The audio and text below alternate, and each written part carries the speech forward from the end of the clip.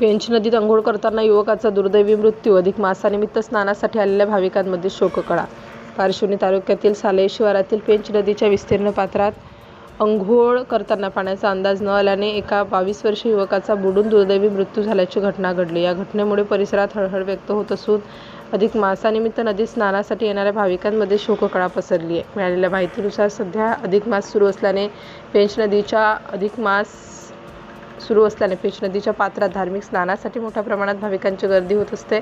रामटेक तालुक्यातील हिटी येथील 7 ते 8 जणांचा समूह साले परिसरातील पेंच नदीत अंघोळ करण्यासाठी आला होता. यावेळी नदीपात्रातील खोल पाण्याचा अंदाज न आल्याने सुरेंद्र पतिराम कुंभारे वय 22 वर्ष राहणार हिटी तालुका रामटेक हे पाण्यात बुडाले. सुरेंद्र पाण्यात बुडाल्याचे लक्षात येताच त्यांच्यासोबत असलेल्या नागरिकांनी तसेच साले व माहुली येथील ग्रामस्थांनी तातडीने बचाव कार्य सुरू केलं.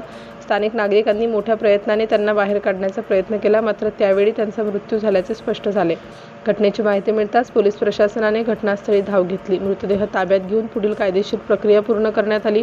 या घटनेमुळे मृतकाच्या कुटुंबावर दुःखाचा डोंगर कोसळला असून गावात शोकमय वातावरण आहे. दरम्यान पेंच नदीच्या पात्रात अनेक ठिकाणी खोल पाणी असून बाहेरून आलेल्या भाविकांना त्याची पुरेशी माहिती नसते. त्यामुळे नदीत स्नान करताना योग्य ती खबरदारी घेण्याची गरज असल्याचे स्थानिक नागरिकांनी सांगितले. या प्रकरणाचा पुढील तपास पारशिवनी पोलीस ठाण्याचे सहाय्यक पोलीस निरीक्षक किशोर शेरकी यांच्या मार्गदर्शनाखाली सुरू आहे. सिटी इंडिया न्यूजसाठी कन्नड शहर प्रतिनिधी मनीषा मेश्राम.